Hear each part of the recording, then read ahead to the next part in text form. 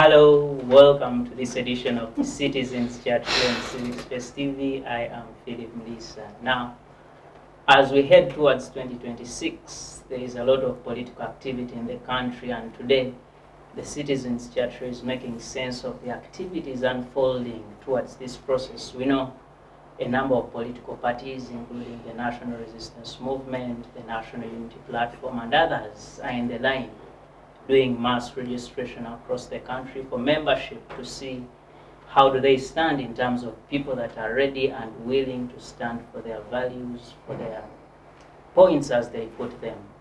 But also later we want to discuss the divide in the National Unity Platform that started from the time we had a service award given to former leader of opposition, the Honorable Matthias Mpuga and Samba. We see this unfolding every other day, and recently we had a one-on-one between the Honorable Robert Chagulanyi and a couple of other NUP leaders in Masakate funeral, and things didn't turn out very nice for some of the leaders. We want to discuss details of that and make sense of what happened as we gear towards elections. Now, joining me on that conversation is a panel of distinguished Ugandans whom I will introduce.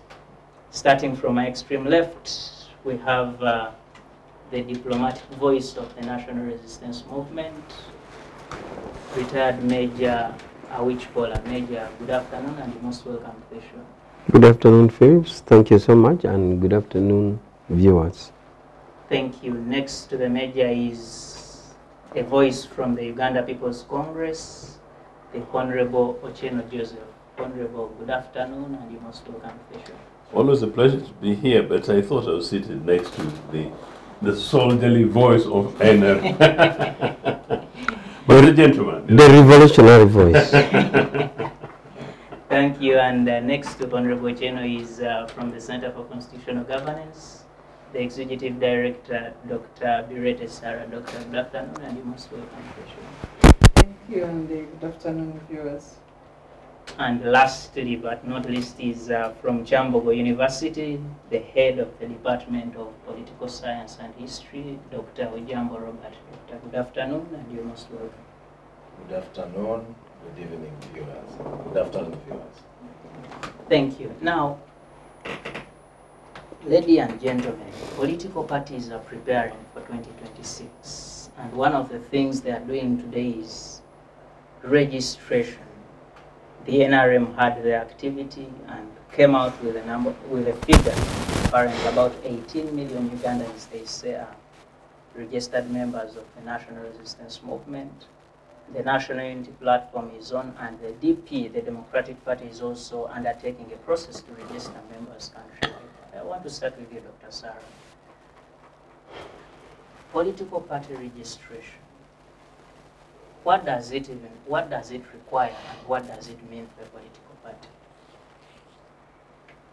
Well, to begin with, the Electoral Commission released the roadmap 1 year ago for the 2026 elections. They also costed this roadmap at a shocking 1.1 trillion figure. Roadmap alone? Yeah, for the elections. Oh. Some of the activities in this roadmap are shocking to Ugandans, including the national players, 500 million. They want to pay for peaceful elections. Yet their constitutional mandate is clearly written down in ink and on paper. It does not include praying for elections. They need to act. From that background, it's right for parties to prepare for 2026 elections in line with the electoral roadmap that is already out. We have 1 year to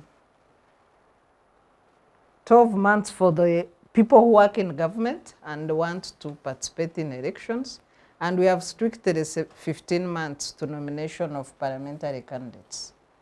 So the time has run out literally for the people who want to participate in that exercise. The NRM did their membership registration in 1 week, but they also spent about 6 billion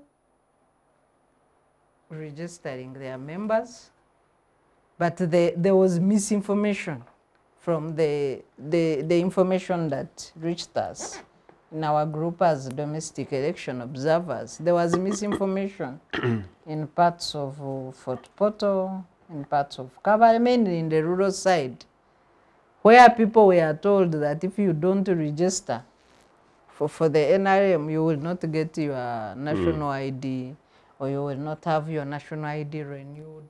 So I don't know whether the figure of 18 million then are willing adults that have chosen to associate with NRM, or some could have registered, one for fear of intimidation or persecution, or misinformation, like tying it to the national ID.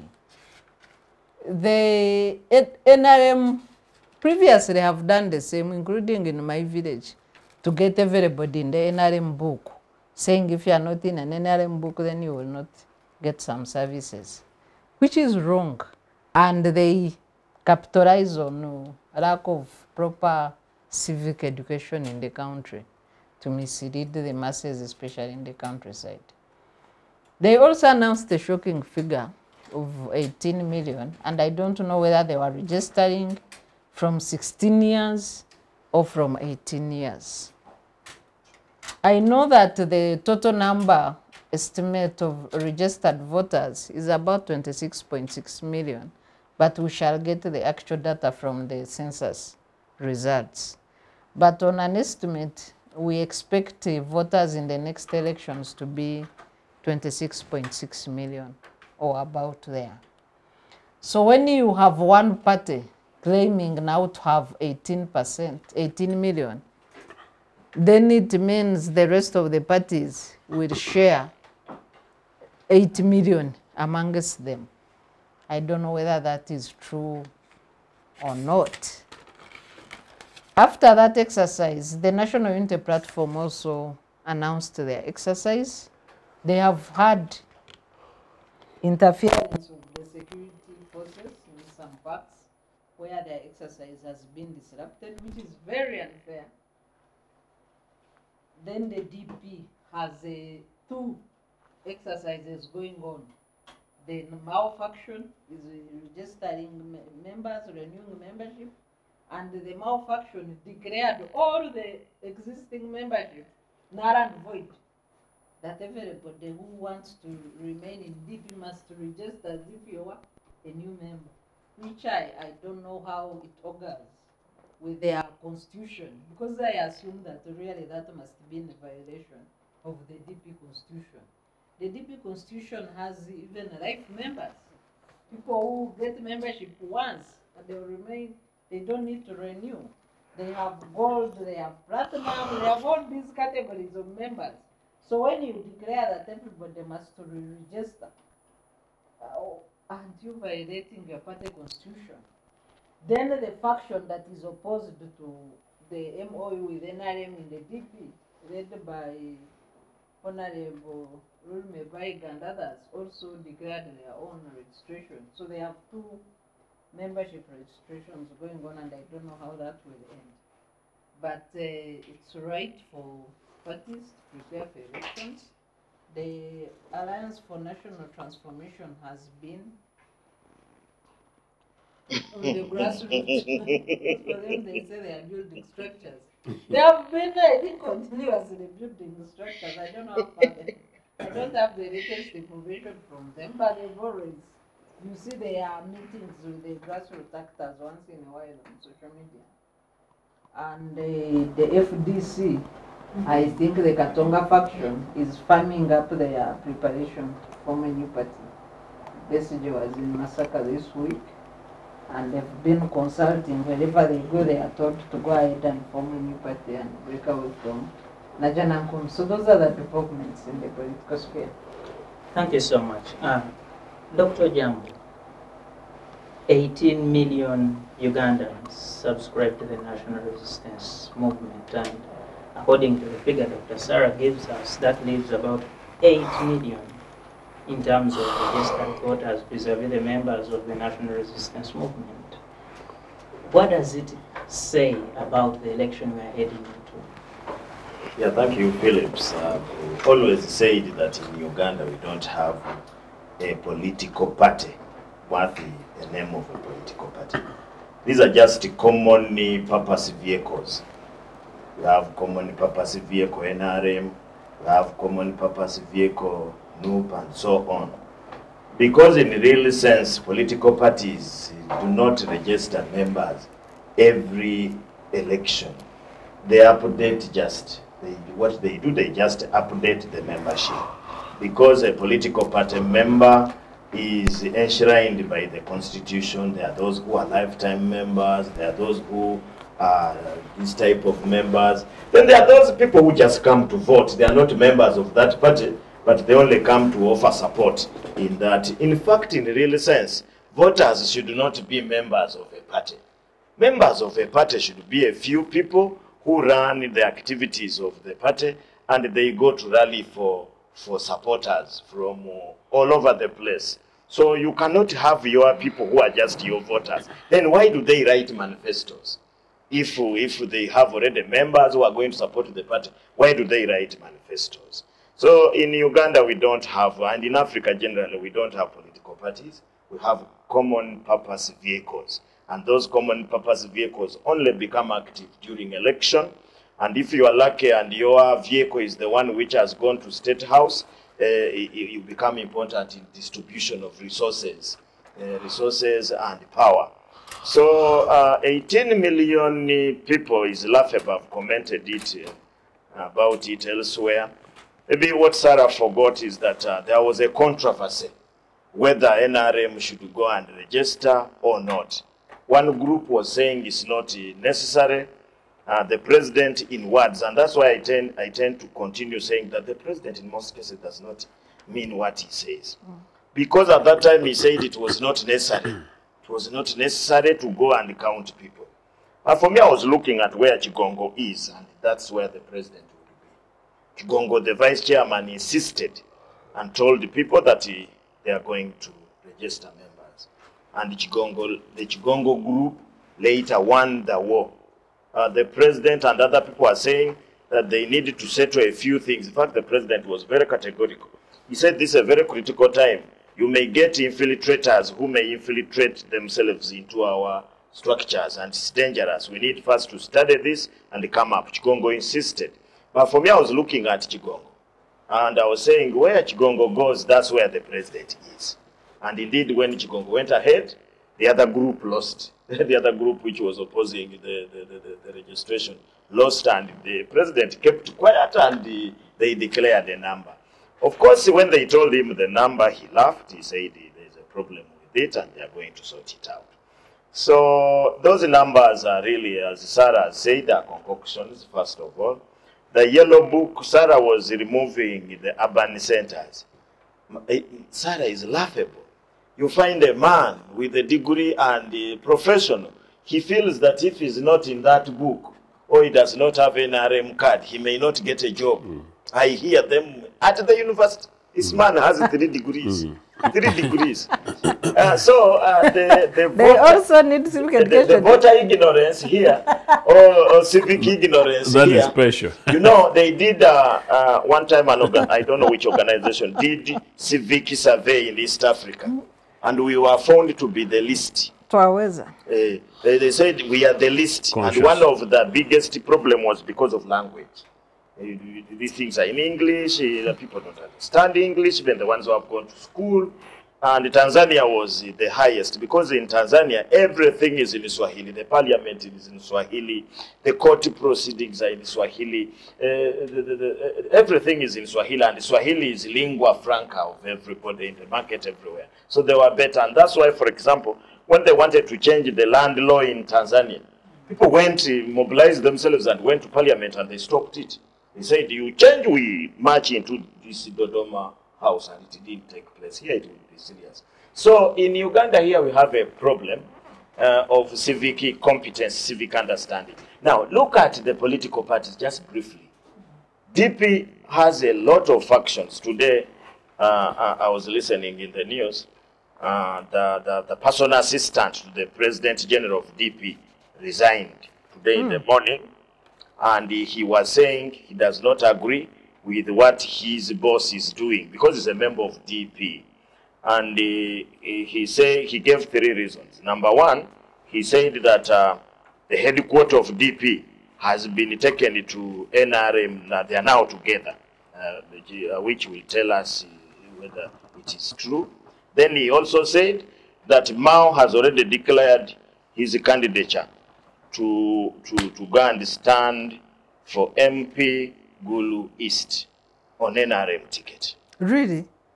Very soon they are going to launch the campaign. And in number 3, the memorandum of understanding has not been fulfilled, and nobody even knows what it is, because they said that by this time DP would have had 2 ministers, DP would have had other officers. Once they got 1 minister and 1 member to Iyala, the rest were forgotten. The President General and the General Secretary, who went Mr. Siranda. So in my view, there is a problem. Now come to these others. FDC, they are not in registration. Their campaign is whether Katonga function should form a party of its own, and then Najjanankumbi. Najjanankumbi these days, by the way, since the other election, the other short election that they had, they have not been having activities other than attending funerals and the quarreling on funerals. NUP recently came up with a plan to mobilize, but you remember that had just stopped. There was a drive, but now they wanted to register. But NUP, in most cases, NUP has persistently not wanted to, and I think even Bobi Wine believes in it. He does not want the thing to work like a political party. He wants it to work like a pressure group. For example, in Bobi Wine's mind, he has never moved from the people power pressure group. So that's why you see their movement is just talking to the people. They don't go into the nitty-gritties of books and people registering. They have put places where you can buy a NUP membership card at 1,000 shillings. If I was not a public servant, maybe it's very cheap. I would have bought just for the sake of it. But I'm a public servant. I'm not supposed to. I can give you the UPC one. Go into that. I can pay for you. No, even the one of UPC, it would be really derogatory that I'm a member of a party. Any member who works for a government entity. I cannot. But of course, I'm joking. Yeah, a place where government has. So I can only, but I have a chance to support the one I want. Yes. Only that I don't talk for it. Then with the UPC, Mr. Othieno is here. That one is going to tell us really what they do. They have only been good in by-elections, and the by-elections in only Lango sub-region. Other places, UPC seems to have been sort of wiped out. It is now just something we talk about in the books of history. It's almost not there. Like, for example, I don't know who is a UPC member in my sub-county of Kakira. I even don't know who is their leader there.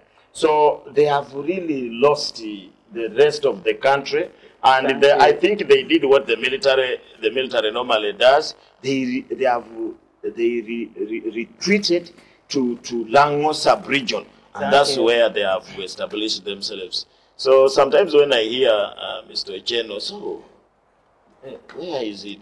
Thank you, Doctor. Thank you, Honorable Othieno. And I think Doctor tries to get to where I wanted to get to. The NRM is doing something. The NUP is doing something. DP. UPC seems silent. What is happening? Probably, I want to be fair to them. Recently, Jimmy was somewhere mobilizing and also asking whether he should stand for presidency. That's the only thing I've seen. Thank you. Kabale. In the Kabale, yeah. Honorable, please. You know, the mess that caught this country in 1985, July, where this country was preparing for multi-party elections in December. And bang comes DP, bang comes certain clerics, bang comes certain identity groupings, bang comes a group of individuals in UPC, tick, they connect with some soldiers and then go ahead and overthrow the democratically elected government. I don't think this country has recovered from that. And of course, granted, the biggest victim is UPC. From the overthrow of the UPC government in 1985 to then the mess between the Okielos and the Musevenis. Second overthrow, right? The Okielos, indeed, second overthrow of the thrice democratically elected government in this country, and the only democratically elected government thrice in this country, because we've never had a free and fair, open democratic elections under NRA, true since independence. What normally happens about political parties, and I was an active member and a senior member of the British Labour Party, including a constituency chairman, vice chairman for membership. Recruitments don't happen this way. The organizing registration as if some kind of mini organized census. These are processes. What we see here, which should be continuous. Which is a continuous process. So a member wants to join your party, they should come to a branch office and register. And register and pay and pick membership. Indeed. And maybe somebody, you go to a function at Makerere University, Comrade Awich speaks very nicely about NRA. Some young person says, well, I think these guys are worth investigating. You maybe go to their website, and then you say, maybe I can join, maybe you make an inquiry to whatever organization, you join. And then over a period of a month, in fact, we get returns. How many new members have joined the party? And this report goes to the constituencies. You guys, when I sort out the leadership of UPC, you will see how organized UPC will be and how organized politics in this country has been. And I've been promising to say that, actually, including the training I'm willing and available to offer other political players in this country. But at the same time, membership elapses, because membership is by subscription. So really, if you did an annual thing or you're paying, standing orders monthly or quarterly, and it elapses, your membership elapses. Only last night, I got delighted that I recruited 2 people, including one very fantastic young teacher, a she teacher actually, into UPC last evening. And one of the things I was telling her about this membership things, and then the fact that actually, when your membership elapses, and that's a question to our NRA friends, whatever they did, because for them, they conscript, like they conscripted people in 1986, 1980, whatever, and they're now busy conscripting us in 18 million. Point is... That figure is a... Which one? That figure is for purposes of rigging, 18 million. So that if they say they've got 12 million votes, and the next election, then you don't say, they will even say some of our members didn't even vote. I was going to come to say that actually an LC chairman, actually somewhere in the north, I will not go specific, told me personally, I found him in his dressing thing. And he said, first of all, we are compelled to put on these other things as LC1 chairpersons. And we did this. Yes. And he told me that, look, it was a very futile process, but we just had to do it because it's sort of lesser mini instructions. So it was a conscription of citizens of Uganda adding the numbers to make these things happen. Yeah. Have you renewed your membership at the UPC? Yesterday I was with Romusha on a particular program, and he was being asked about enumeration. Meaning the census thing, and he says that's classified. No, my membership is tricky, but it's fair enough. It's a very important question. You're an impressive journalist, because this is the kind of question that should be asked to leaders like ourselves. So you realize a very difficult question for me. My membership is neither here nor there. The reason being the fact that in UPC we have a Walubiri faction, an Akena faction, and a leadership that would be mine, but held in the courts of law. So that's very tricky. And I've been asking, and this is the challenge, and it's a very open thing actually, consider this debate, and I think you'll allow me to say slightly more about this. So meaning therefore, to show the mess in which political parties are, meaning that right now, if Phil Muliisa is seeking to join Uganda People's Congress, who signs for him? Who gives him the authoritative legitimate card? I've told people, including the young lady I got yesterday, I recruited her, but I can't give her a membership card because I'm not authorized to do so. So for me, I'm trying to keep to the rules of the game, So you see where I'm going. Now, the official leadership of the party today is sort of in a mini abeyance. Jimmy continues, and in recent times, in the last few weeks, particularly following Dokolo, he's been going around the country and getting reasonably fair, good press, you know, I must say. Whatever else people might say, because that's what most members of the party want, and what most citizens in the country want. A very senior former minister called me the day before yesterday to have a conversation about some of these things. But, you know, he's not elected leader of the party. He's occupying the party headquarters by force, and the Supreme Court, meaning the High Court, the Court of Appeal, the Supreme Court, declared him not leader. The person who organized our election in which I won is Peter Walubiri. He appeared for the first time in the last 4 years at a burial of Professor Rubaihayo in Kashari last week, and made a fairly good speech, actually, you know. And I told him, made a fairly good speech in which, but in part of that speech he was to say that, look, you know, he is the president of the party and not Jimmy, who had presented himself as president of the party at Makere during the funeral arrangements for funeral service for Professor Rubaihayo. What am I saying? If you see that merely as internal contradictions within Uganda People's Congress, and then you go to the rest of the other political parties that people have talked about, you know, it's extremely unfortunate. I don't see the leadership. I don't see clarity. I'm not quite sure whether secretaries general, I think, of political parties, I'm not quite sure they actually generally understand some of the things that we're talking about, you know, in terms of what the processes, the legalities, the constitutionalism and the processes, nor are they necessarily national party leaders, you know, in the respective political parties. Now, the one that would possibly be most experienced with 40 years is NRA, but they're not a political party. So you hear the question about Chigongo and Museveni says, should they, shouldn't they? They have never been designed to operate like a political party, and they're not a political party. They are basically an NRA, a military organization pushing for Mr. Museveni. I know I've gone on and on a bit. Just give me 30 seconds. I really hope that when these conversations take place, as Sarah has always been saying, that my colleagues in political parties and organizations, leaders, you know, are able to come up and review and go.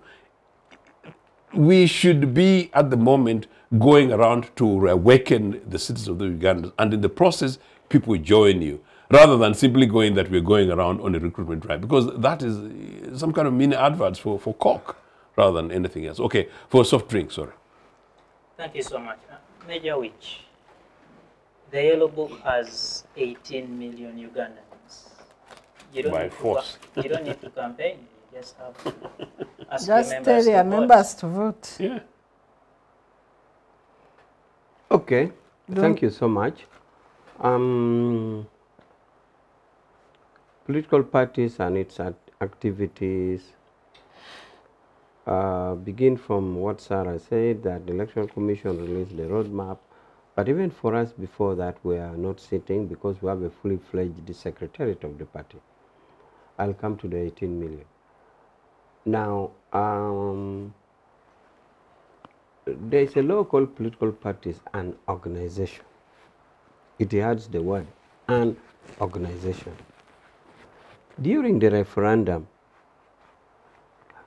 first remember, you are a fairly young man, but when NRM took over government in '86, the entire country, by legal notice number 1, that is a legal notice number 1 is the constitutional regime change which gave power to NRM.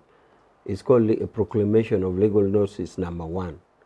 It gave power to NRM, and NRM ruled the whole country under NRM. So it was a movement political system. Then over time, voices started coming up that we want political parties, not a movement system.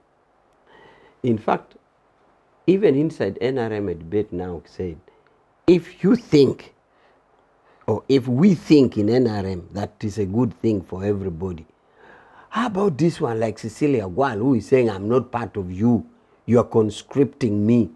For how long are we going to keep forcing people when you are saying, oh, the whole Uganda is NRM? Then somebody comes and says, no, but me, I don't want that movement thing. So a position was therefore reached that let's hold the referendum and see those who want multi-party or those who want movement system. I was part of those who wanted movement system. I lost and I cried because NRM was for So you are everybody. We want. You are with Ochegere. No, Shegere was campaigning for multi-party. Me and Kakoza Mutare were campaigning for movement. But Yes. wait a minute. Ochegere was. You were part of Karanga Action Plan. Yes, Oh This my one just, God. oh my gosh. yes. You see, if you I've been telling you. you see, if you don't Kalangala Action Plan now that you breaking mentioned, news let me here. tell you, Kalangala Action Plan. Kakoza Mutare then in the office of the president So you are wanted one to- of those criminal. wanted to do mobilization. So it made all over the country, it called through the office of the RDC that send citizens who can be mobilized for mobilization. So the district sent people. They went to Kalangala, and that is why it is called Kalangala Action Plan. So in Kalangala, Kakoza Mutare put people in the caucuses, regions, districts, discuss your district problems so that you come with your districts. You put it in a region form, come with a region, so that is consolidated, and we see how we can put it to the right forum for the problems. That is what came You to be attended called. that meeting? That is what came to be called Kalangala Action Plan. Phillips, Kakoza Mutare is being devilized for nothing. Do you know that Kakoza is one of the most intelligent people here? The library alone, I've not seen a bigger library for Kakoza at home than mine. I have a big library, but Kakoza. So, and those who have said Kakoza is bad or terrorize people, they talk like Mayembe. Do you know some people can say somebody went with somebody's wife and then Mayembe put these private parts in the face. But if you went and asked, it will tell you Mutebi told me. If you went and asked Mutebi, Mokasa told me. No, for Kakoza Mutare, I can Just give for witness. information. You will This tell me that. interrogate, Can I man. finish my point? Then you note it But like you are I do. bringing funny things. Now, it is not true. Nobody can hold Kakoza accountable for any violation. Kakoza in Never. the movement bus No was way. beating people in Now, Imbarara. you see what? Get out of if the you bus. ask anybody, will tell you, I heard. I did You know. not hear. I So saw. The movement So- bus came to Sorry. beat people when Which was people? Where? contesting with Gongo Manjime in 2022. Phillips, Mr. Moderator, those are the hearsay. is derailing us That with is the hearsay. So Kakoza what I'm Mutare saying stories. is, I am The saying Kakoza the Mutare, leave referendum, him alone. the referendum therefore He's a came up horrendous man. with a what? With a position of multi-party. Now I'm bringing the point of the word organization because he says, and some people seem to still insist that NRM is not a political party. And we are not scared about that because the law provides for political parties and organization. So in the why did referendum, you drop the zero? therefore, if in the referendum, we said since the people have opted for multi-party, for us we shall register as what? And that is why there's NRMO. So why did you drop Okay. the zero? NRM zero. Why did you No, drop we have it? not dropped it. So, therefore, we still believe in the spirit on the movement. Okay? And that is why we registered as such NRMO. So, make no mistake, for us we registered as this animal called political parties, we are really not safe with it. We want political In organization. other words, you do not believe in the political parties. We don't. And we warned our friends during the multi-party campaign. We told them, please, remember this thing will go with a lot of it. One, during a multi-party system, if you're a under-secretary, you go and contest, you will not come back. And they are now suffering. And the problem there is that it has even stopped intelligent people from going to contest. Because you know, when you go, you are not coming back. It is one of the factors that has reduced the quality of candidates. Professor Doctor here would have gone to go and contest and come back to Kyambogo. Now he can't. And we warned people. Secondly, we warned people that in a multi-party dispensation, when you're in the floor of parliament, it is not going to be easy to impeach a minister. During the movement system, many ministers were impeached. Okay? But now, you can't do that. Censure. Call it censuring. You can't censure a minister. For us as a party now, with a majority, even if a minister walked naked from City Square to Parliament, we shall say he was bewitched by opposition. We want our friends, said you are going for this multi-party thing. You will regret. One, you cannot contest because you cannot come back. Two, there's now party position. During the movement, everybody was a move. Attorney General could even support a censure of a minister on the floor of Parliament. We were okay. Now here we are here. Anyway, so as a political organization, we are now acting because the law provides for both political parties and organization. So we are now operating. So what for us what we are doing now is we have many forms of activities. I'm now back to activities. Maybe briefly, if you allow me. Now, this organization that doesn't believe in political parties, how does it see the political parties it is meant to compete with?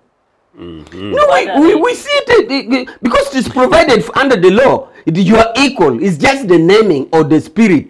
It is provided. That's why the law provides for political parties and organization. We see them the way they are. They chose to be that way, and the law makes us compete.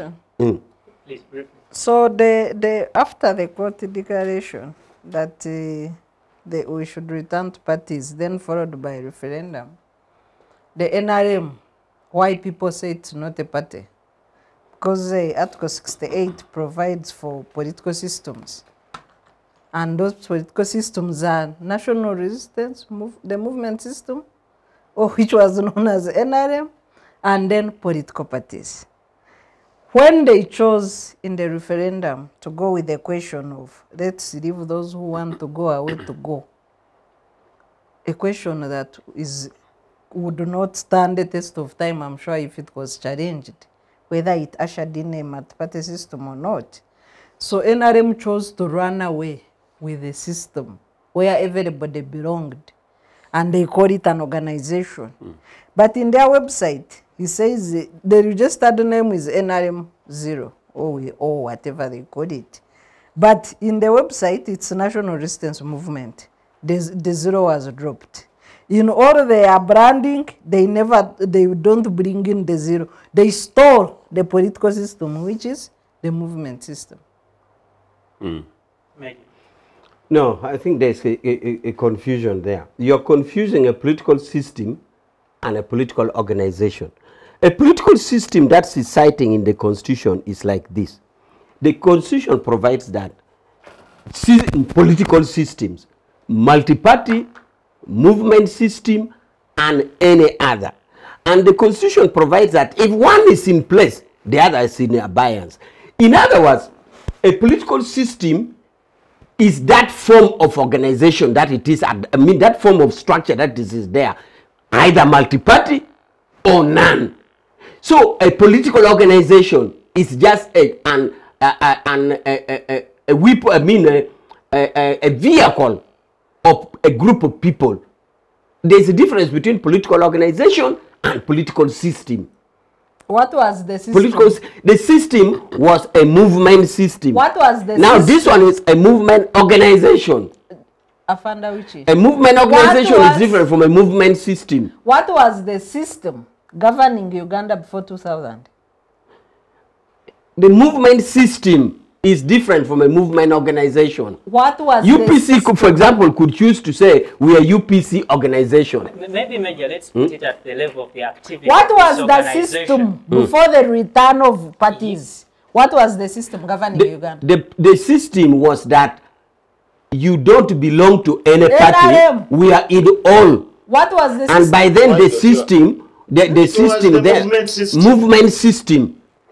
It was a movement system. Movement. And that is a movement system provided for in the Constitution. Wasn't there NRM the system, for example, Phillip, so now the system that is provided in the three political systems provided for in the Constitution are three. One, multi-party system. Two, movement system. Not NRM system, movement system. And I think three, I don't remember any other democratic, it provides like that. So in the Constitution, among the political systems provided for, it is not NRM system. It is movement system. Thank you very much. Now we left the movement system and went to multi-party and organization. No. The law says political parties and organizations.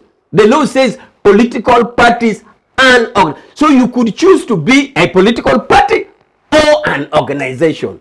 No. But that's what the law says. What have you been citing? Haven't you been citing political parties and organizations? Mr. Moderator, I have a campaign poster for President Museveni here in 1996. Vote NRM, Yoweri Kaguta Museveni. What was NRM in 1996 after enactment of the Constitution? What was NRM in 201? This is 201. Vote Museveni Yoweri. Steady progress was 206. So all the posters are here. NRM. Yes. Mr. Moderator, I want to say NRM is different from movement system. Movement system is a movement system. NRM is a national resistance movement. Organization is different from a system. So you are saying NRM is not a political party? It's an organization. Okay. And the law provides for two. Thank Choose you. what you want. Choose what you want. Party. Choose either a party or organization. A vehicle for which you want to use. Thank you very much. I've been arguing with the people. They tell me it is a political party. I said the thing is not a political party. It's a political organization because we have misgivings about political parties. It's not a political We have party. misgivings about, yes sir. Now, I'm talking now about activities. Activities, therefore, for us we are saying there are many activities. For example, we have activities which go like the normal activity for us in the party. We want to engage people into production. We direct them to government programs. Please go to Emyoga, please go to this, go make sure you take advantage. So we go for a wealth generation. That is one of our activities. The other activities we have is that we do our structures. Now, about the structures, different organizations choose how to recruit. I hear others said it is a continuous thing. We also have continuous, but we also have, for example, now we are actually using our current register to reevaluate who is dead, who has moved, who has transferred, who has done what. That's what we're doing. Then bringing on board new members. But that does not stop continuous recruitment.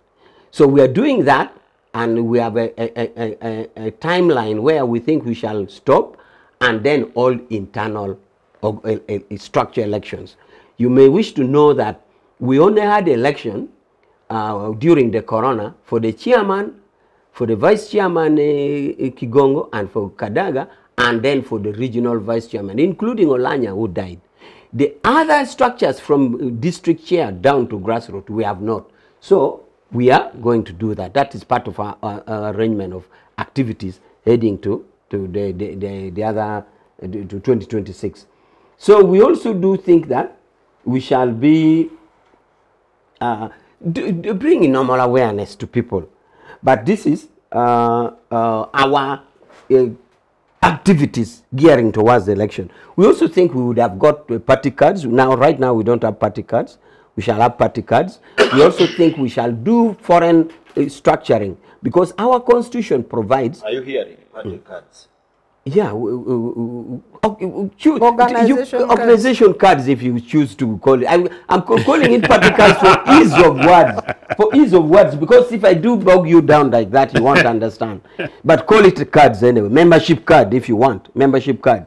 So we also think that we shall go abroad and make sure that our branches abroad are organized. Because our party constitution provides that in any country where there are 20 Ugandans, if they show wish to be NRM, they can form a branch. And such a branch, according to the constitution, is equal to a district. Say if you are 20 Ugandans in Burundi and they want to form NRM Burundi, they become a branch and the chairman is a member of NEC, the chairman is a member of National Conference, and we always fly them in to participate in those activities. So that is also what we intend to do. So, and then of course before that, towards the end, we shall have internal election for flag bearership. So we have a set of activities going on there. Thank you so much. Interesting conversation around political party versus political organization. The Citizens Chat show takes a very short break and we shall be right back. Digital rights are those human rights and legal rights that allow individuals to access, use, create and publish digital media or to access and use computers, other electronic devices and telecommunication networks. Digital rights include a right to freedom of expression, information and communication through technology, a right to privacy and data protection, a right to credit for personal works, a right to universal and equal digital access, a right to identity, a right to anonymity, a right to be forgotten, and a right for protection of minors, among others.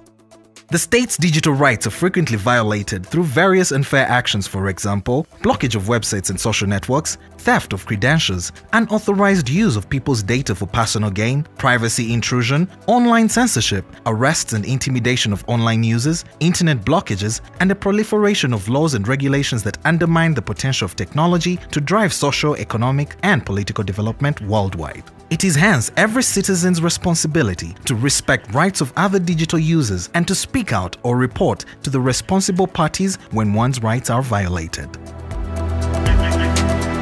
You are still on Uganda's leading freedom platform, Civic Space TV, and this is the Citizens Chat Show. I am Phillip Muliisa. Today, the chat is discussing political activity in the country, a series of activities in the different political parties, but also the divisions in these particular political parties, the divisions at the Democratic Party, the National Unity Platform, the National Resistance Movement, and all the other parties. Now, joining me in that conversation is retired Major Awich Pollar, Honorable Othieno Joseph, Dr. Bireete, and Dr. Robert Ojambo. Where we left off, Major talked to us about the activities in the NRM, but something interesting comes out, Major. When you say the NRM is an organization and not a political party, and perhaps Dr. Sarah will help us analyze that, the NRM being an organization that disagrees with the way of doing things in political parties, is it then the right kind of institution to nurture the growth of political party activity in the country? Doctor, the NRM. Well, I don't, the conduct of NRM lives its own world as compared with other political parties. It's good, Afande has said it's not a party, and people should not stop looking at it as a party. The NRM, in its 80 million so-called recruitment, has not charged any fees. Their membership is free. They will say they get donations from well-wishers. We know that illegally they get the biggest chunk of taxpayers' money through the numerical strength of Parliament. But beyond that, they raid the treasury as a party during elections. They use, so their sources during elections are not known. They are always the last after elections to declare their campaign funds. I wish journalists could keep requesting and paying to access those declarations of NRM after elections. Towards elections, they will hold 1 or 2 meetings with the fake billionaires who will pledge. Then these billionaires after elections, you will see requests in Parliament to give them money. Those who pledge to support NRM. You will see requests, supplementary budget to bail out so and so. Supplementary budget, you know the billionaires you bail out.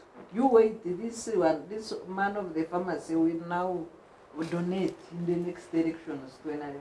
All these people have received taxpayers' money in the supplementary budgets. You will see them, that they are the donors of NRM. Just to keep a record of their names. These people were given taxpayers' money. Pinette might also appear in those fundraisings. She will also donate.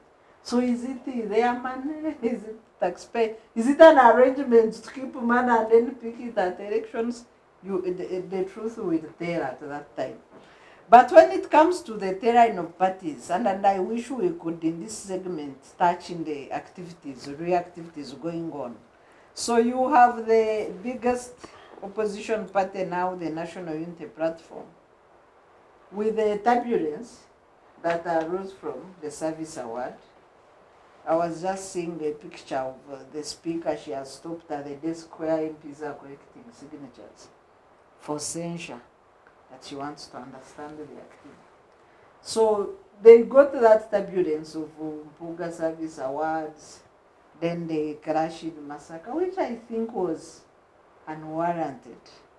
I kept telling my friends in NUP that the scene of crime for the service awards is Parliament. There was no need to make NUP a scene of crime for service awards. I'm glad that it has gone back, because the scene of crime for service awards is Parliament. I am glad that the MPs have come out, they are collecting signatures, and they are ready to address the service awards in Parliament, which is the scene of crime. It was wrong for a party to take this matter personal and then divide themselves. The fight belonged to Parliament, not to NUP. NUP did their bit, which should have been addressed in one meeting, one press conference, end of story. Because matters were beyond them. They tried to recall Mpuga, they failed. Because Mpuga is elected as a commissioner by Parliament. NUP just nominated. So I wish they had left at the initial plan, pronounce themselves on the matter, denounce the behavior, and get back to business. The crime was Parliament, and it's good the act is being addressed today. Maybe the explanation would be that the people kept asking and they No, but you see, now we are here as a chat show. If tomorrow somebody leaves and they are met naked on the street, is it your business? Because you moderate chat show. Is it your business? Not my business, but I might be concerned. And then you roll in the mud because somebody went naked on the street beyond this show. You walk around with a panga looking for him. Looking for a person on the street, you also become mad. There are limits to what you can do. Thank you. Dr. Ojambo, you see, politicians in these parties keep fighting.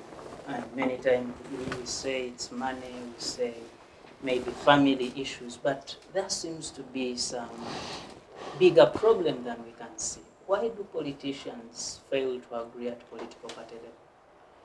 Yeah, Philip, I want to still tie my knot on my argument that we don't have a real sense political party in Uganda.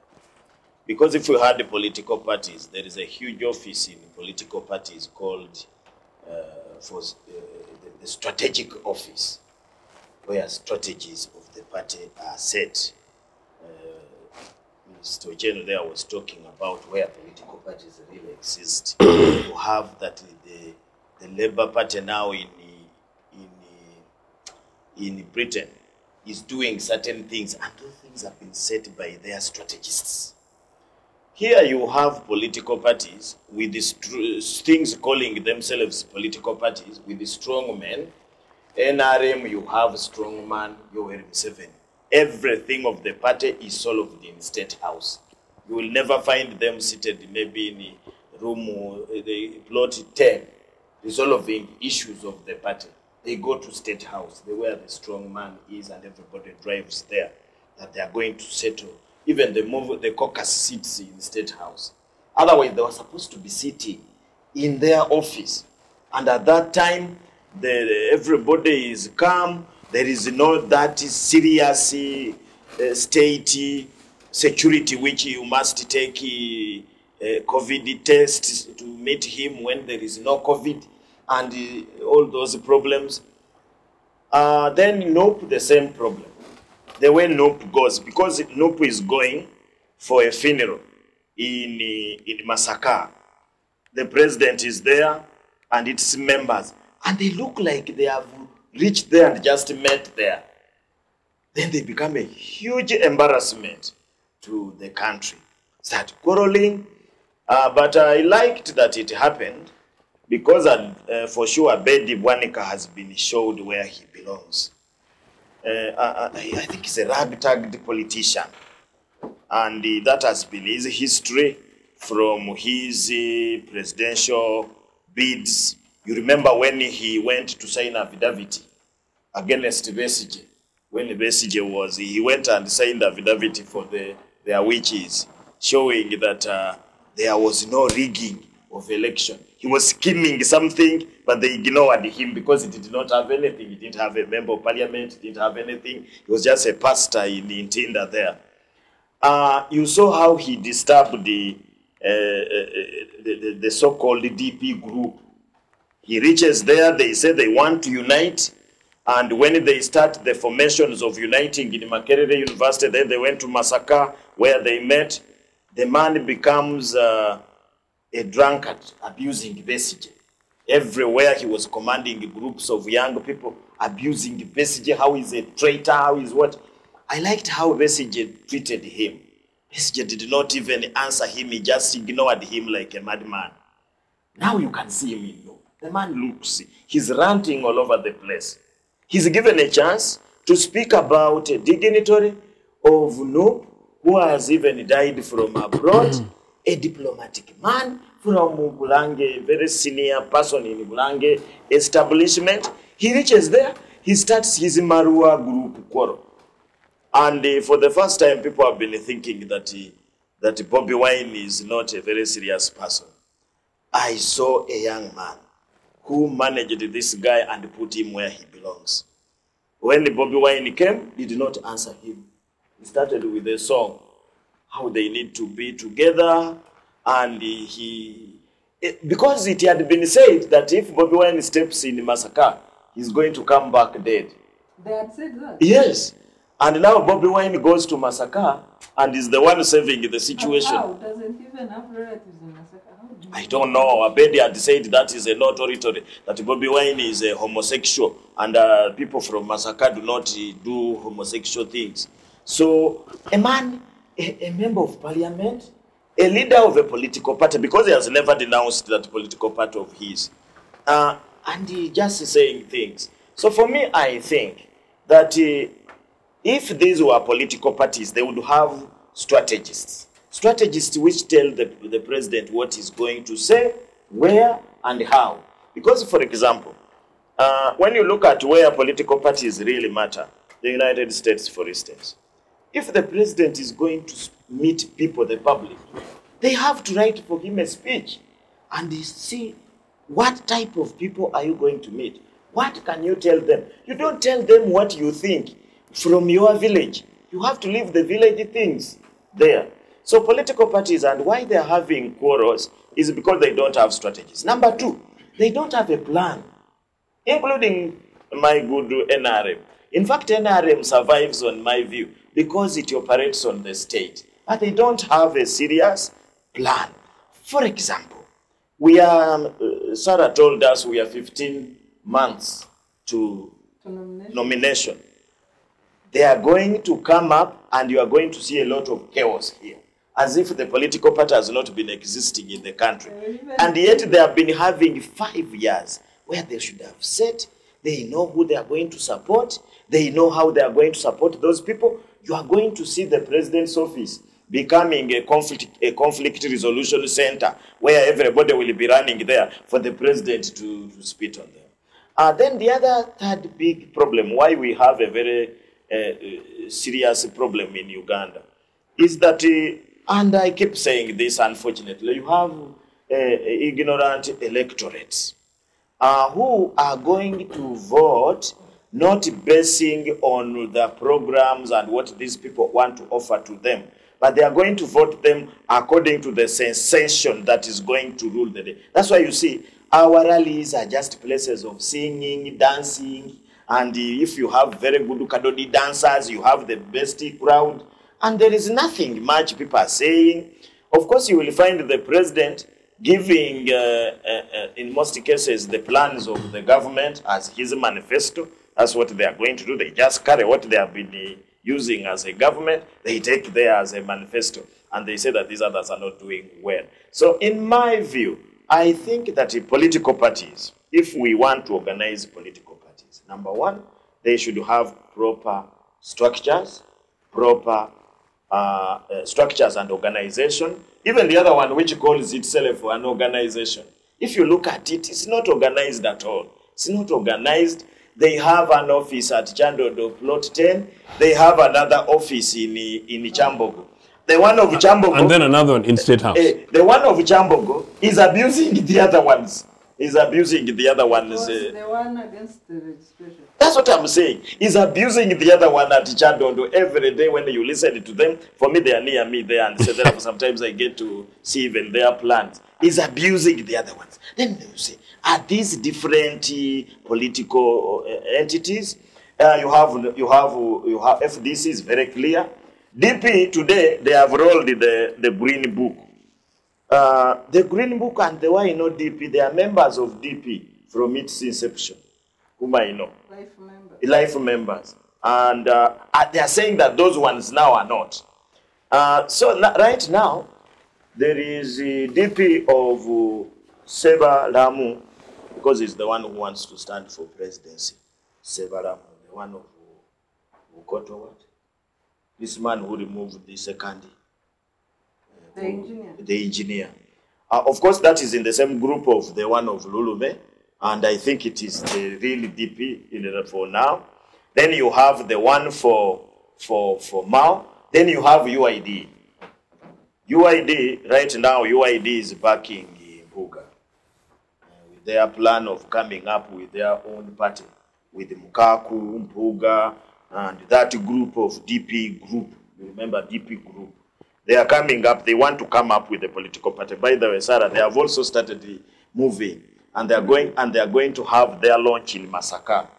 In Masaka, they have called the Katikiro is going to be the guest of honor. The thing is termed they are going to pray for Mpuga.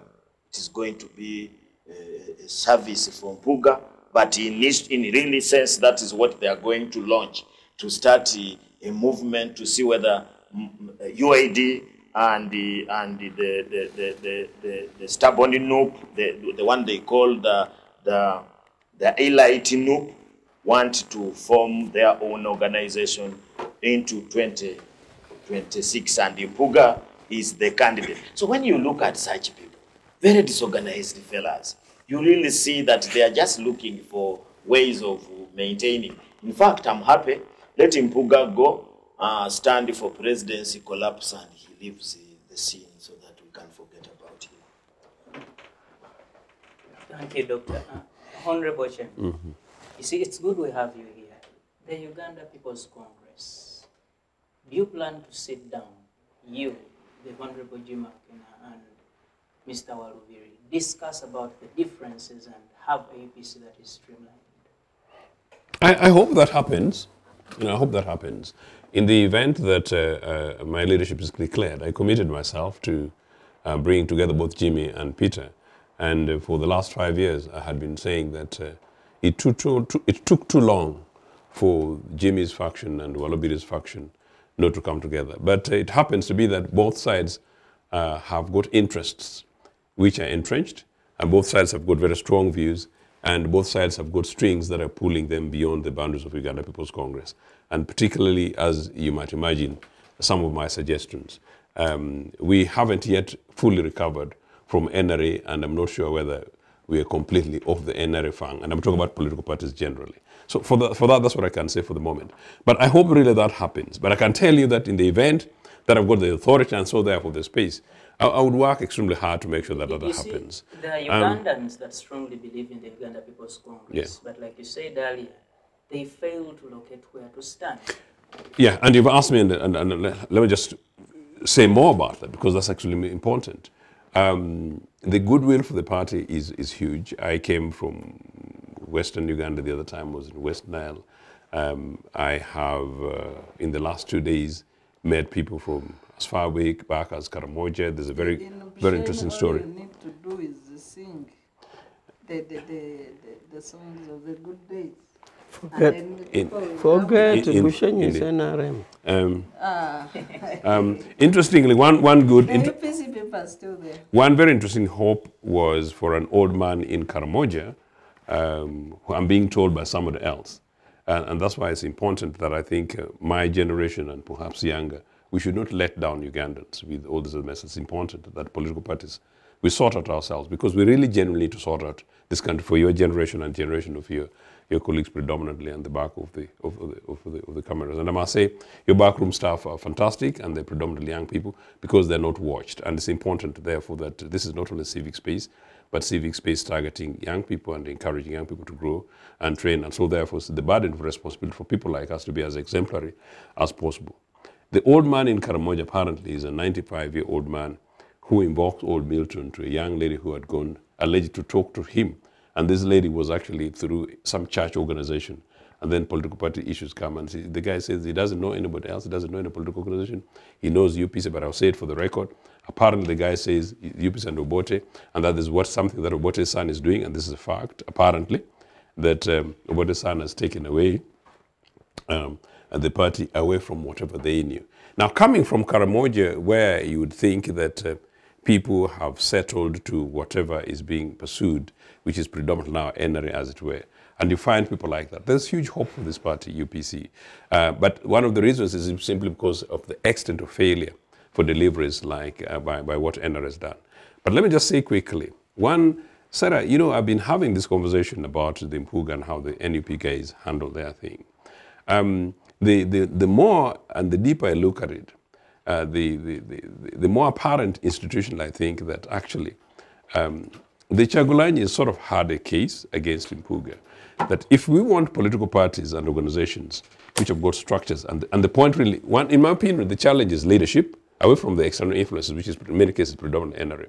We need to have leadership, but we need to have membership that respect the constitution of the party, citizens who've got values. If you join UPC, you join it for a particular side, I should agree to live by the terms and aspirations of those. So therefore, in the UPC that I know and the UPC that I want in future, and for example, say the Labour Party that I actively participated in, you could actually be suspended if you're a senior member of the party and then you go and misbehave elsewhere.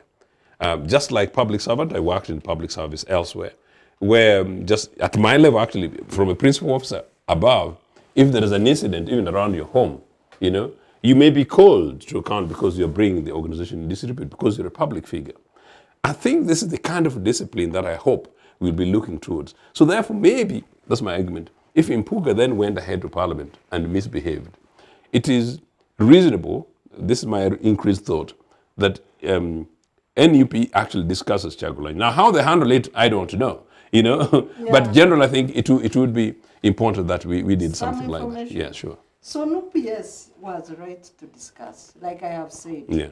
Discuss. The first meeting which they did call Mpuga, the senior leaders discuss, take a decision, give it timelines, then implement those timelines. But what for me really upset me, or I feel went beyond, is the back and forth. Oh, yeah, okay. So they should have issued one statement and said, we have discussed as a party, this is our position, we've told our member, do ABC, failure of which, this is what is going to happen. Now, thank you very much. Yes. In fact, then that is the clarity, that's the point, that's a very important point.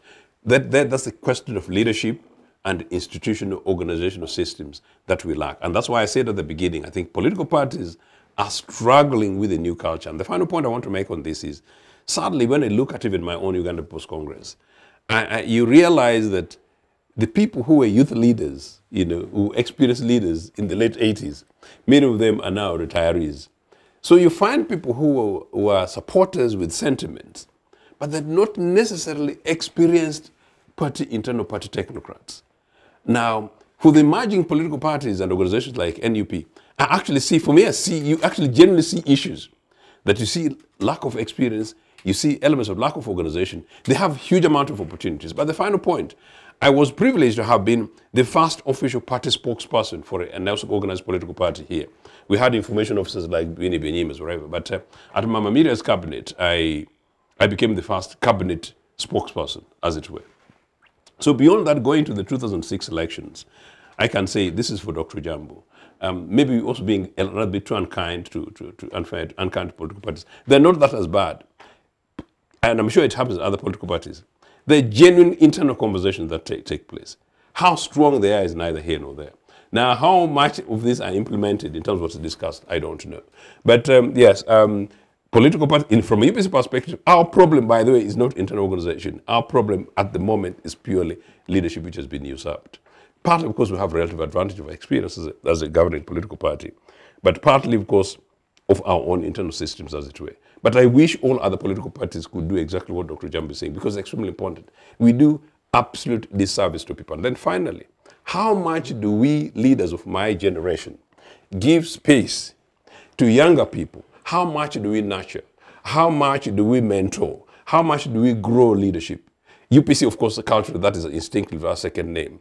I think those are some of the challenges facing organizations. But for these new political organizations, they don't have the experience. As I said, 40 years of NRA has been a big joke and a big crisis. But going forward, because political parties are thinking, planning instruments for nation states, economically, socially, and politically, it is critical that we have this conversation. And it's critical and it's urgent that I hope between now and the next elections, post-Museveni is something emerges in which we see what's happening in the UK. That leaders emerge with ideas that are able to go ahead and transform this country to make sure that you young guys have got hope for the future. Thank you so much. Major, the National Resistance Movement Organization forms a government that is stopping the activities of political parties. Case in point, the National Unity Platform is having a countrywide tour, and on the first day they are stopped from accessing Kamuli. We see tear gas, we see arrests. Why can't this organization allow competition? Stopping NUP activities. Stopping NUP activities. Now, Phillips, let me comment on a few things and answer the stopping of NUP activities.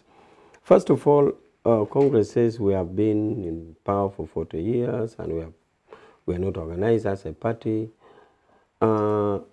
Remember, I had made a comment about Congress losing power twice. So I wonder who is better, one who has won and kept power for 40 years. Captured and retained it by force. which is given power, every 4 years it loses. And if we could say the first loss to Amin was an accident, that is understandable. Again, the second one, overthrown the same way, and you think that you're a serious party, we could forgive and say, okay, maybe the meantime we were not much sure it was an error. Same repeat, same way, 4 years you overthrown. So for how long? We bring you back, you overthrown a third time, we bring back you overthrown a first time. And then you are here thinking that the one who was maintained for 40 years, by force. I leave it to the viewers. By hook and I leave it to the. Why didn't you then maintain that from Lotwa? Because whether by hook or crook? We didn't so want, you gave it to Lotwa because you did anyway. Major, maybe if you allow me, how is the NRM able to avoid these overthrows? Because it seems they are anywhere there. How have we managed to keep it? It's simple. One, meet the needs of the people. Solve the needs of the people. Okay? The well-being of the people, the economic needs. You see, that is why there has been impossible attempt. You know, there has been attempt to incite the people to resurrection, to move on the street and overthrow NRM. When you go and tell people, they say, no. For that reason, do you know that there are politicians in this country which has completely told them, the intellectuals, that they are foolish, the people in Kampala, hopeless. Why? Because they have called on people to rise up. But you cannot call on people when they know their needs. No, they know their needs. I think I really raise serious issues because when I raise, everybody wants to come in, and when they are talking, I listen. Now, that is one reason why we have maintained what? Because we keep the needs of the people, so that even if you incite them to an insurrection, say, me, I'm not going. Two, the discipline of the army. You must have a disciplined army who knows that a military coup is not an issue. You have a disciplined army who knows the boundaries of the army. Right now, a CDF like General Muhoozi salutes Oboth. Oboth is a minister.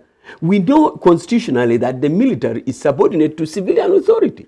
So those among the few. We can go on and on, but that is how we have left it to. We have been running for 40 years. One, the needs of the people. Two, a disciplined army, and others. Now, there was a comment about NRM not having membership fees. Yes, we don't. Why? Because we have a belief, a philosophical belief that a movement is a mass party. Now, when you have a mass party or a mass organization, I'm using party and organization interchangeably because that is a term people know. If it is a mass organization by its history, when you start levying fees, then you're starting to exclude people.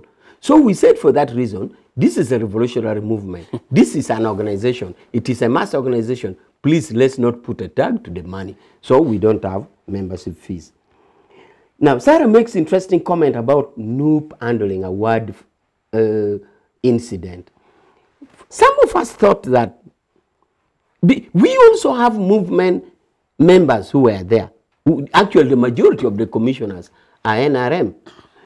But we knew in plot 10, especially me as a lawyer, we have a fully fledged directorate of legal affairs. I hope NUP has the same thing. That it is legally not possible to recall a commissioner.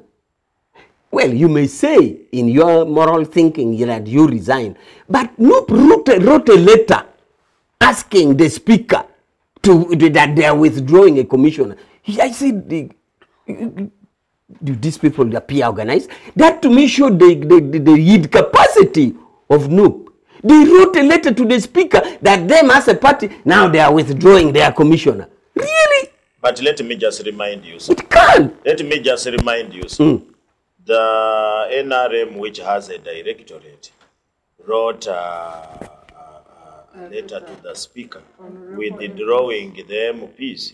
The rebel MPs who are elected by the people. That was a legal matter which was contested. It was contested. And you lost, but it was contested. You can see that it wasn't a simple matter. It was neither here or there. That is why even the speaker created a funny place called nowhere. It is NRM which went to court. So that was a legal matter. It was contested. It is NRM which went to court. So how NUP handled it, to me, it was a blatant exposition of their inability to grasp things, to say you withdraw a commissioner. Okay. The other thing is about this burial. It has been talked about. The burial, I really saw it and I wondered. The burial, I got a letter from the High Commission in London stating that this guy was a good Ugandan who was a center of Ugandans. They didn't say his partition relation. They said, first of all, he was selling. The one you went to receive at the airport? Yes, at the airport. He's the one I went to receive. So, this is a man who sells Ugandan food. He's really a center of Uganda there. So the Ugandans, whatever party you will belong, liked him. And that is why the High Commissioner said, as government in power, he called on Foreign Affairs as us as a ruling party to welcome him. I was with the Minister of Foreign Affairs officials, Diaspora Department, Director of Diaspora. We welcomed the body without any political fun or showing it and everything. We didn't even post in WhatsApp. Surprisingly, when this body goes to massacre, NUP shows us. In my thinking, opportunistically to take the advantage. And no wonder when Bobi Wine started talking, the family left. The family was not happy. The family left. That is not true. It is true. No. I got the body myself from the airport on the instruction of the High Commission. But and the son is the one who removed the microphone from Abedi. And because they were politicizing it. Because NUP was politicizing it. No. The family did not leave. Because I've watched those controversial clips. Two, it's true the departed gentleman was a mobilizer for NUP in UK. That does not make him a bad Ugandan. I know that you don't distinguish between the government and the party. They don't. And it's no wonder you are shaking your head. So I know that the British High Commissioner, for them having been a mature democracy, they know that being NUP does not make you a bad Ugandan. And that's why they made that recommendation.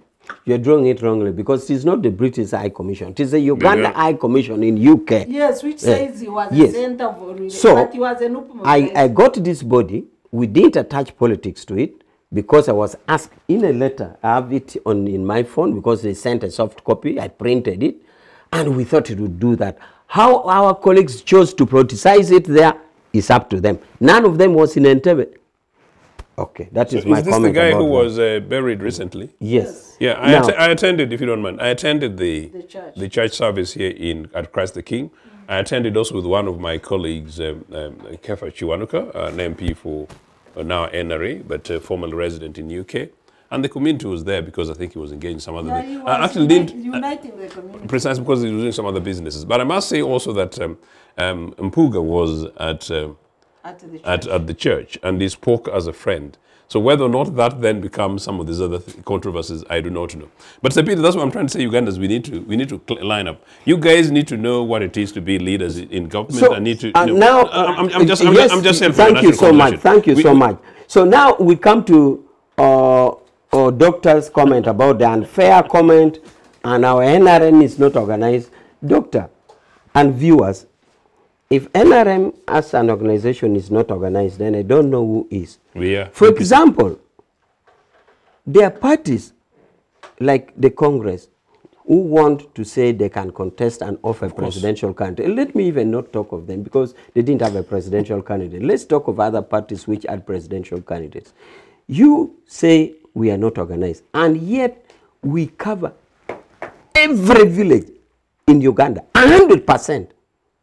And I jokingly say, if you want to prove that we cover all the villages, every village in Uganda has a yellow bicycle.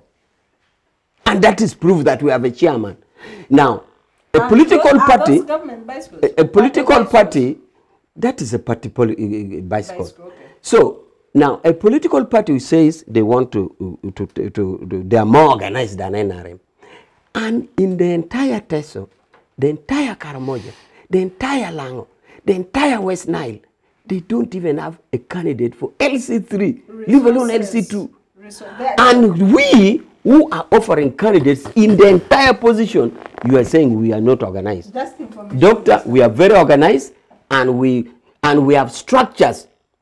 For example, to show our organization, when we have election, when the village structure is elected, it is the village structure which elects the next, the parish. Then it is the parish structures which which combine to elect the third, LC3, I mean the sub-county. Then what other organization do you want? Let's take this information. The other parties are disadvantaged for two things, two reasons: resources and violence. And this is what gives NRM a comparative advantage to look as if they are organizing. The day NRM will lose power, you will look for a pattern. So isn't it therefore right to say, isn't it therefore right to say that the other parties are not organized because they lack resources? But you would still have conceded to the fact of not being organized. Whatever reason, whether you say they are not organized because the Holy Spirit didn't come on them, that is a reason. If you say they are not organized because they don't have resources, that is another reason. If you say they are not, whatever reason, whether it is lack of Holy Spirit, it is it. But the fact now is they are not. So a party which can offer candidates in all the electoral position from LC1 to presidency, and you still say they are not organized, then I don't know. Finally, on stopping NUP activities, I keep saying that an opposition party is a government is in waiting. My colleague can be opposition. I give him due respect, can be a government in waiting. We will. That is what democracy is all about. And how I pray that our colleagues play it safe. So that because if it does, they play dirty, it brings the dirt on the ruling party. It's like we are the one doing it. For example, Enanga, the police, issued a statement as to how police intervene in the stopping. And he had a whole list. One of the list of the reasons they gave, they were using a constitutional provision that the police has a duty to protect, to detect and stop crime. To detect and stop. Now, some people are saying, why don't you arrest us and prosecute us? But I think should be happy that the state has not arrested. Therefore, one of the reasons Enanga gave was incitement. That the rallies that were being moved around was inciting people. And remember, inciting was not to incite them to steal mangoes. It was not inciting them to go kill people's goats. It was an incitement for an insurrection. Because there are people who believe that they can't win Museveni by ballot box. In fact, they have said they are not going for election. So part of this mobilization, according to police, was detected that there are incitement to raise an insurrection, which is treason. So police intervened. So what I'm saying is, I don't want my opponents, the other actors, to be harassed. I wish them well. And I repeat that being opposition, the government in waiting. But they should also play to the rule of the game. Not to a point where police invoke this constitutional provision of preventing crime, detecting and preventing. So the police issued a long line. But for us as a party, we wish they are there. We even wish they're in parliament like the way they are. Because they keep us checked. We don't fear democracy. Not at all. We don't. Thank you so much, Major. Unfortunately, our time is really very much fast spent. Dr. Sarah, if I come to you briefly as we conclude. When you look at all these activities that are unfolding, including what we're talking about with Major, tear gas and arrests in Kamuli and Jinja, what do you see happening come 2026? No, I think we are already in the campaign mode as a country. Yesterday I had tweeted that we need to start tagging the new IGP in all the events where the police goes beyond the law, so that we have proper documentation of his tenure. So as a campaigner for civic internet or digitalization of civic activities, I will actively promote that hashtag. Whenever the police goes out of line, we make sure we have the hashtag of Afanda Basbi Yakagawa running. He has been vetted by Parliament, although yesterday he was not in office when Kamuli disruption took place. So let's mark him now. When he assumes office, I'm sure he will be in by next week, officially in office as IGP. So we can't hold him accountable for the mess in Kamuli that started at the new bridge on the Nile with the tear gas. We've taken some time without seeing tear gas in this country. So they are contributing to that cancer that people get through air pollution. Then blocking entry into Kamuli, arrest of advance team, arrest of people along the convoy. Yet NUP has held peaceful tours in Mbarara, in Kasese, Luwero, except one person who died, the traffic issue, people running on vehicles, an accident that happened. Now police is using that accident to say, you are reckless, you need to guarantee security. How? Even when the Chabazinga was waiting, 4 people died, running careless on the road, the vehicles running into them. So do you now then go and tell the Chabazinga of Usoga that because people died on your wedding on the road, then I don't want to see you on the road? It's ridiculous. So in the run-up to 2026 elections, I have predicted, I think on this show before, that I predict more violence. I hope I had facts to make me predict otherwise. Why do I predict more violence? The man at the helm of NRM has been in power for 40 years. Even if he was the best leader the world has ever seen, automatically there would be fatigue. There would be automatic fatigue, even if he was the best leader. He is not the best leader. So you can imagine the fatigue in the population. Everybody is literally tired, except to those who are tied on the bread and the stomach. they are the ones who are not tired. Anybody not connected to the bread and stomach is tired of President Museveni. Wow. Thank you so much. And we hope the prayers being organized by Electoral Commission will be able to assist in trying to calm down that situation you predict. Dr. Ojambo, briefly, what do you see for 2026? 2027, you know, I've always said that for me, I study President Museveni very closely. If you bring a man like that IGP that he has appointed, you just see what he's preparing for. Look at his history. Look at his history and what he has been doing at his lower ranks. Now he's at the helm. I really feel that it is unfortunate for this country. The president likes a rogue police because maybe sometimes we need to teach people the work of police. Major was convincing us here, sometimes you sympathize, that they are suspected an insurrection. Insurrection? The police said incitement. You said insurrection. So I said inciting to do what? To steal mangoes, incite to do what? Insurrection, no, people on border. Insurrection, for sure. You know, people you can even stop just with the roadblock. You just put those thorns which they used to put for vestige, and they will not go anywhere. They don't have a knife, they don't have anything, they have border, they are riding to Ginger. And somebody wants to make fuss out of that. The other thing I saw, they explained that, you see, borders were crossing the new bridge. So what? If they cross the new bridge, will it blast? So for me, if I was a police officer and I am guarding that bridge, I saw yesterday an RDC of Kawempe explaining these RDCs. I don't know what RDC in full means, but we need to find out. He was explaining that those borders, if they were allowed to cross that bridge, supposing the bridge collapses, that the bridge would collapse, where trailers pass will be 12 tons of fuel.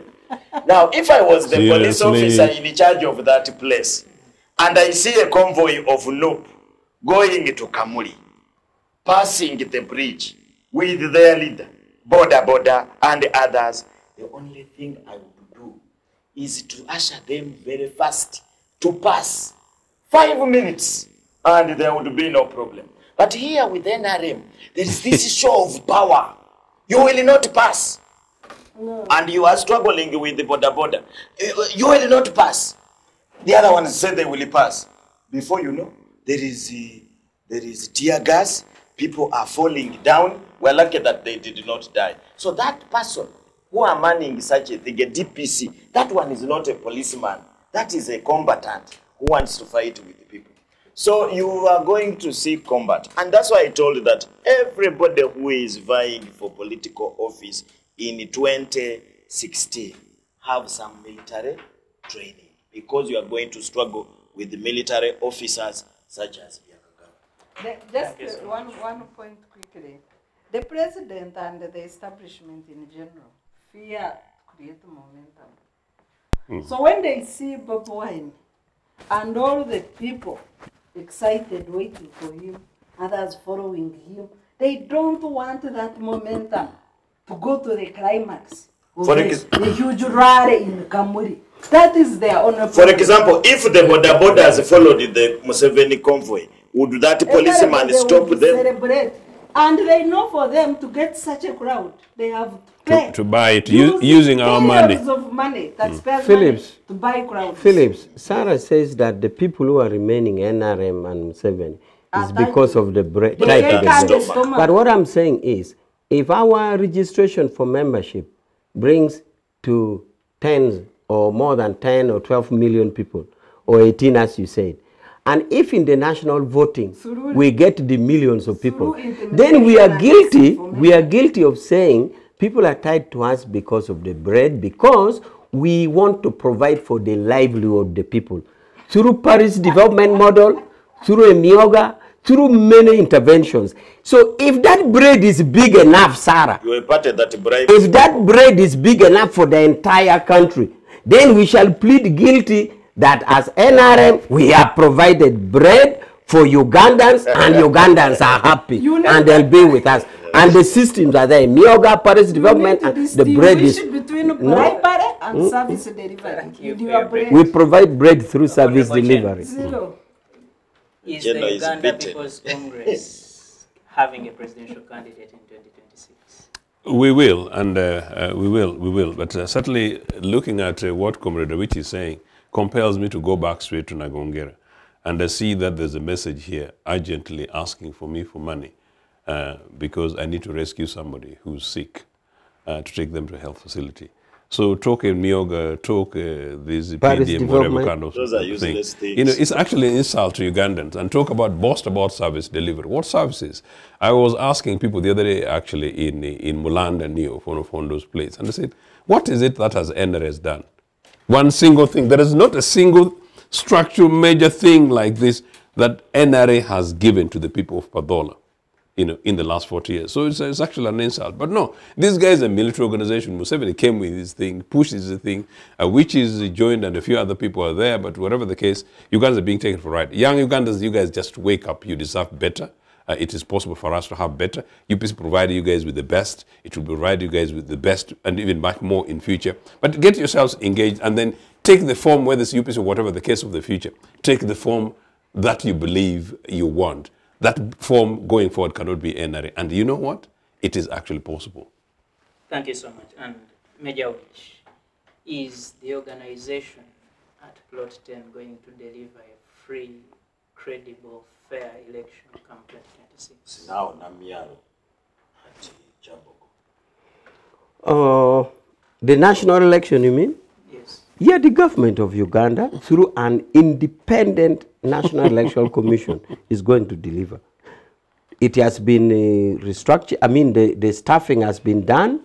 The commissioners have been put in place, competent commissioners, and they are independent. They have asked for money. Money will be availed to them. The law is in place. If law needs amendment, it will be amended. The police are there to help. So we are very sure that they will deliver a very competent election.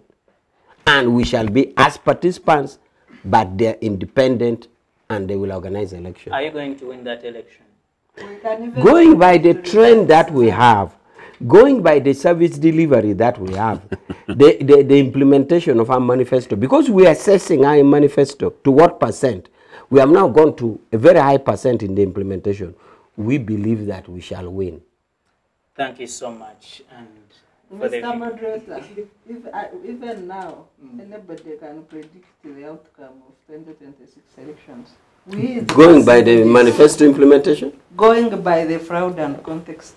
So Sarah has already conceded that we are going to win. Thank you so much, Major Awich, for sparing time to be with us today. Honorable Othieno, thank you so much. Dr. Sarah Bireete, thank you so much for joining us. And Dr. Ojambo, thank you so much for joining us today. And to your viewers, thank you so much for keeping it the Citizens Chat Show. Remember, we are powered by the Center for Constitutional Governance. Thank you so much. Special thanks to the people behind the machines. We appreciate the work you do. And you say good evening, and may you have freedom always.